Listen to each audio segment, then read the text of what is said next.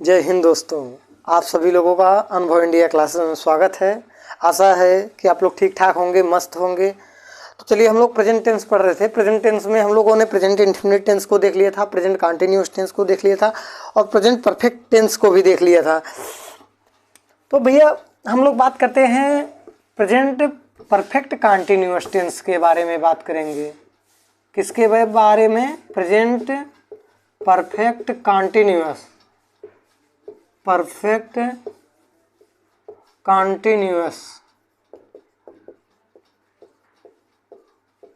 Present perfect continuous tense के बारे में बात करेंगे। इसको देखेंगे, पढ़ेंगे, समझेंगे। तो सबसे पहले अब इसको पहले हम लोग समझते हैं कि मतलब प्रेजेंट का मतलब होता है वर्तमान, परफेक्ट का मतलब होता है पूर्ण, कंटिन्यू का मतलब होता है अपूर्ण। मतलब वर्तमान में जो कार्य मतलब अपूर्ण इसको बोलते हैं और इसको काल बोलते हैं। तो हम यहाँ कह सकते हैं कि पूर्ण, अपूर्ण, पूर्ण, अपूर्ण, वर्तमान काल, पूर्ण, अपूर्ण, वर्तमान काल। अब यहाँ ये समझिए भैया कि अब हमको ये तो पता चल गया कि ये कौन सा टेंस है। अब हम यहाँ ये देखेंगे कि ये इसका डिफिनेशन क्या है। इसका डिफिनेशन मतलब होता है परिभाषा का। हम कैसे पहचानेंगे कि कौन सा टेंस है? तो हमको पहचानने के लिए सबसे पहले इसका पहचान जरूरी है। तो पहचान इसका ये है, ऐसा वाक्य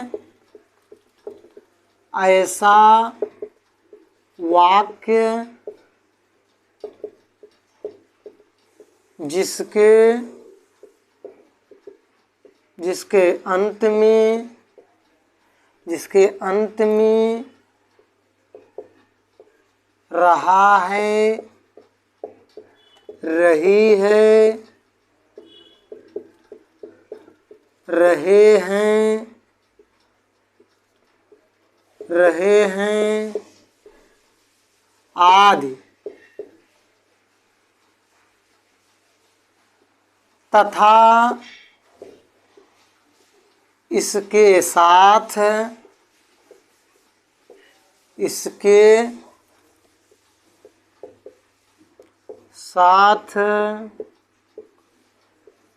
समय भी दिया हो,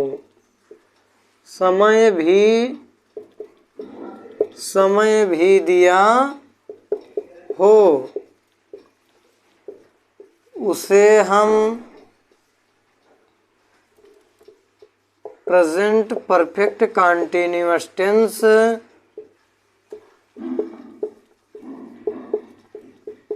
कहते हैं। अब यहाँ भैया ध्यान देना कि ऐसा वाक्य जिसके अंत में रहा है, रही है, रहे हैं आदि शब्द आवे तथा उसके साथ समय दिया हो, उसको हम क्या कहते हैं? प्रेजेंट परफेक्ट कंटिन्यूअस टेंस कहते हैं। ये ध्यान देना। ये तो हो गया हमारा पहचान। अब इसमें भी चार होते हैं। इसमें ये पहचान हो गया कि मतलब प्रेजेंट परफेक्ट कंटिन्यूअस टेंस को हम लोग कैसे पहचानेंगे। तो अब तो ये हमारा ये हो गया भैया, पहचान हमें पता चल गया। अब इसको देखते हैं। इसमें भी चार होंगे, असरेटिव, निगेटिव, इंट्रागेटिव, निगेटिव। तो सबसे पहला इसमें हम लोग देखते हैं assertive.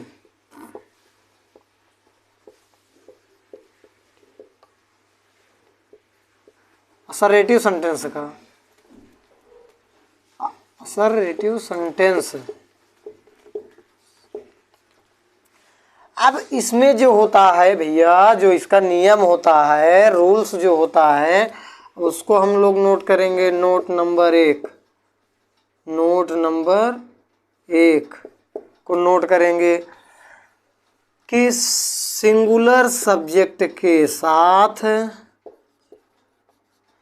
Singular subject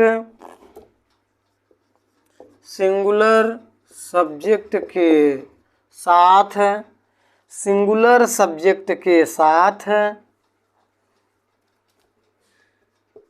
helping verb helping verb has का प्रयोग, हैज का प्रयोग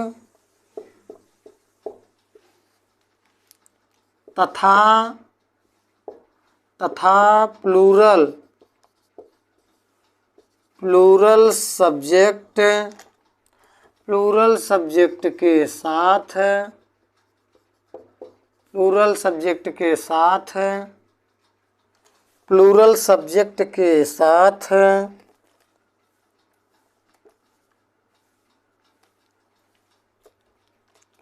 प्लूरल सब्जेक्ट के साथ हेल्पिंग वर्ब हैव का प्रयोग, हैव सॉरी यहाँ हैज बीन हो जाएगा और यहाँ हैव बीन, हैव बीन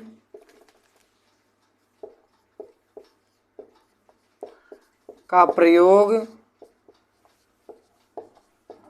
करते हैं। इसके साथ, इसके साथ वर्ब का फोर्थ फॉर्म का प्रयोग करेंगे। अब यहाँ ध्यान देना भैया कि मतलब प्रेजेंट परफेक्ट कंटिन्यूअस टेंस, मैंने ये परिभाषा आपको लिखवाया। फिर इसके बाद असरेटिव वाले में सिंगुलर सब्जेक्ट के साथ जो हेल्पिंग वर्ब का प्रयोग होगा वो होगा हैज बीन का, और प्लूरल सब्जेक्ट के साथ किसका प्रयोग होगा, वो होगा हैव बीन का। मैंने सिंगुलर सब्जेक्ट आपको बताया है कि ही सी इट नेम, मैंने आपको बताया कि ही सी इट नेम, नेम ये हमारा सिंगुलर सब्जेक्ट हो गया। और प्लूरल सब्जेक्ट हो जाएगा आई, वी, यू, दे। ये मैंने आपको बताया भैया ये हम लोगों का क्या हो जाता है, ये हम लोगों का प्लूरल सब्जेक्ट हो जाता है, ये सिंगुलर सब्जेक्ट हो जाता है। अब यहाँ हमको ये समझ में आ गया कि इसका तो हमें नियम भी पता चल गया, और किसके साथ हैज बीन का प्रयोग करेंगे, किसके साथ हैव बीन का प्रयोग करेंगे, ये भी हमें पता चल गया। अब एक चीज़ और जो यहाँ मतलब जो समय होता है, यहाँ देखिए समय भी दिया हो। समय क्या होता है, समय दो प्रकार का होता है। समय एक होता है निश्चित समय, एक होता है अनिश्चित समय। अब यहाँ निश्चित समय और अनिश्चित समय के बारे में हम लोग बात करेंगे, तो कि निश्चित समय क्या है, अनिश्चित समय क्या है। अब भैया हमको ध्यान ये देना है कि जैसे निश्चित समय हम लोग का जो निश्चित समय,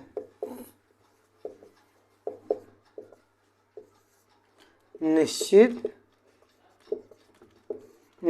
समय,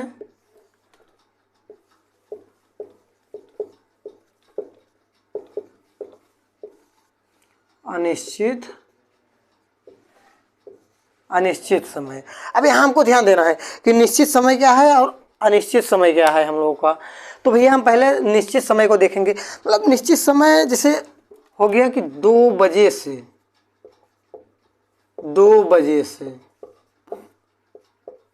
5 बजे से 12 बजे से। अब ये हमारा जो समय बता रहा है कि एकदम करेक्ट बता रहा है कि जैसे कि 2 बजे से, मान लो कि वह 2 बजे से खाना खा रहा है। अब एक हमको ये निश्चित पता चल गया कि एकदम परफेक्ट समय से 2 बजे से खा रहा है। फिर वह कह दिया कि वह 5 बजे से बाजार जा रहा है। तो हमको एक निश्चित समय पता, एक निश्चित टाइम, फिक्स टाइम पता चल गया कि भैया इसी समय से वह बाजार जा रहा है। तो इससे ये हो गया कि एकदम जो निश्चित हो वो हमारा निश्चित समय है, फिक्स टाइमिंग जिसको हम कहते हैं। अब जैसे सोमवार से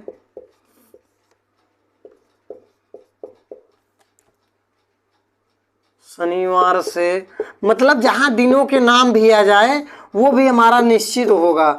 जैसे हम कह दें कि वे सब सोमवार से मैच खेल रहे हैं। अब सोमवार से मतलब एक हमें फिक्स टाइम का एक समय पता चल गया कि भैया वो सोमवार से ही खेल रहे हैं। जैसे एक क्रिकेट मैच, टेस्ट मैच चल रहा है, 5 दिन का होता है, वो हम वह मैच मान लीजिए मंगलवार से खेल रहे हैं, तो ये तो हमें ये डेट फिक्स हो गया कि वो अच्छा मंगलवार से शुरू किए हैं, ये हो गया। फिर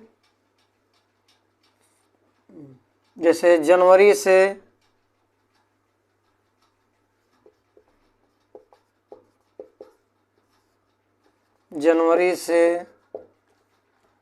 मार्च से, मतलब महीनों के नाम कोई भी हो जाए, मार्च से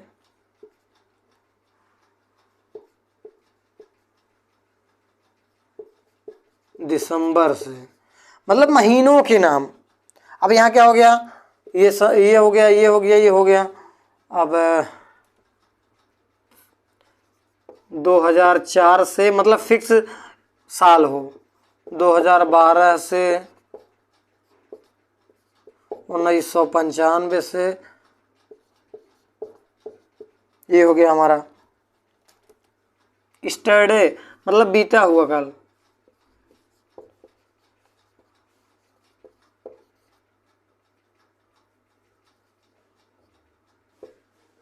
ठीक, यहाँ देखिए हमको एक निश्चित समय मिल रहा है कि इतने बजे से, सुबह से, शाम से,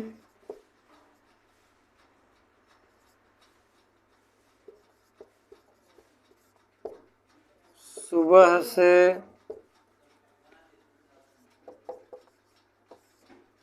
शाम से,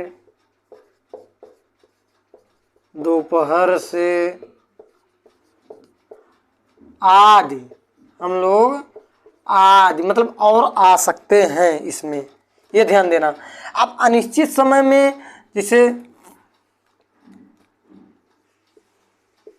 2 महीने से, अब कौन सा महीना है हमको यहाँ यही अनिश्चित है, 2 महीने से, 2 साल से,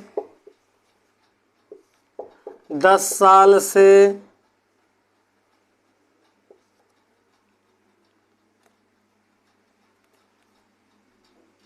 2 सप्ताह से, 12 सप्ताह से,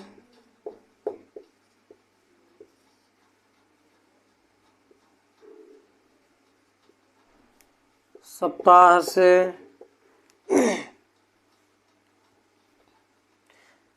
2 महीने से, 2 साल से, 10 साल से। अब ये समझिए कि अब इसमें अगर हम जैसे देख रहे हैं भैया तो क्या हो रहा है, अब जैसे वो है हम सब 2 साल से पढ़ रहे हैं। अब कौन से साल से पढ़ रहे हैं ये तो फिक्स नहीं है, 2 साल से पढ़ रहे हैं, लेकिन ये नहीं पता है ना कि कौन से साल से पढ़ रहे हैं। ये नहीं बोला है कि 2002 से पढ़ रहे हैं, 2010 से पढ़ रहे हैं, 2015 से पढ़ रहे हैं, 2020 से पढ़ रहे हैं, ये तो हमको फिक्स नहीं किया है। यहाँ ये बोला है कि केवल हम 2 साल से पढ़ रहे हैं, अभी नहीं बताया कौन से साल से पढ़ रहे हैं। तो ये हो गया हमारा अनिश्चित काल, अनिश्चित समय, ये ध्यान देना।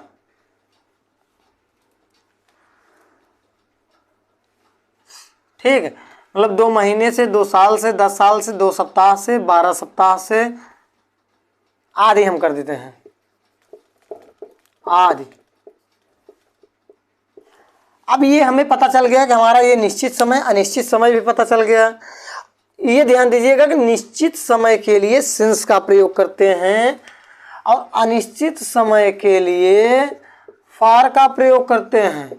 जहाँ निश्चित समय आ जाए उसके लिए हम लोग सिंस का प्रयोग करेंगे, और जहाँ अनिश्चित समय आ जाए उसके लिए हम लोग फॉर का प्रयोग करेंगे। चलिए हम लोग एग्जाम्पल की तरफ इसका स्ट्रक्चर देखते हैं, फार्मूला। इसके बाद हम लोग ये देखेंगे कि भैया एक आध 2 एग्जाम्पल समझेंगे। ठीक, चलिए हम लोग का जो इसका फार्मूला होगा, अब फार्मूला इसका ये हो जाएगा भैया, सब्जेक्ट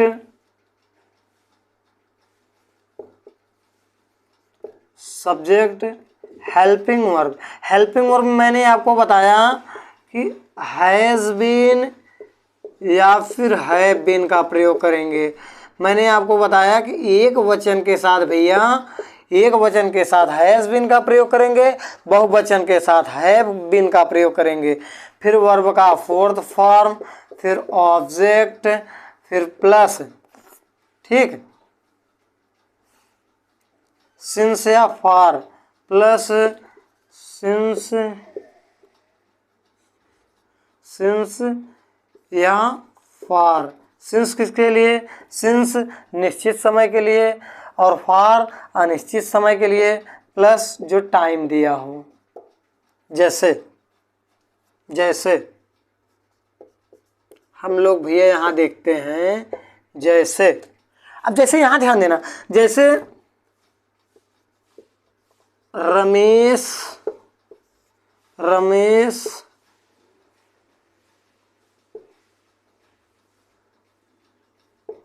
अपनी किताब 2 साल से पढ़ रहा है।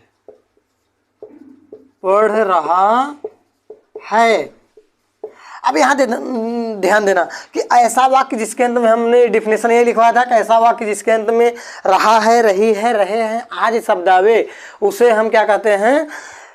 उसे हम कहते हैं क्या भैया कि प्रेजेंट परफेक्ट कंटिन्यूअस टेंस। अब इसमें रहा है आ गया है तो क्या है? पहले सब्जेक्ट है, सब्जेक्ट रमेश है, रमेश लिख लेंगे भैया।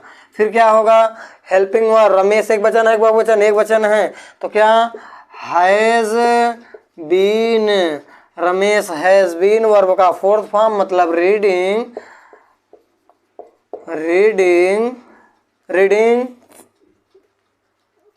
क्या मतलब पढ़ रहे हैं? Reading his book.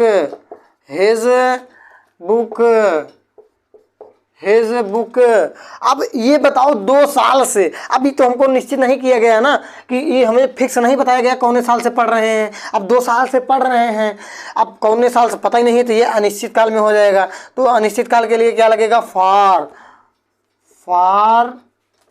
2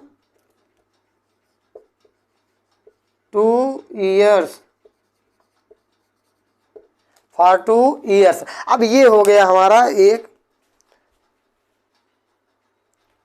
ठीक, ये हमारा। अब देखिए अगर यहाँ जैसे कि अगर यहाँ कह देता कि 2002 से, वह अगर रमेश अपनी किताब सन 2002 से पढ़ रहा है, तब सिंस लगा करके सिंस 2002 लिखते हैं। तो आज के लिए इतना ही। बाकी अगर वीडियो अच्छा लगता है तो लाइक कीजिए, शेयर कीजिए, सब्सक्राइब कीजिए। आप सभी को wish you all the best. जय हिंद, जय भारत।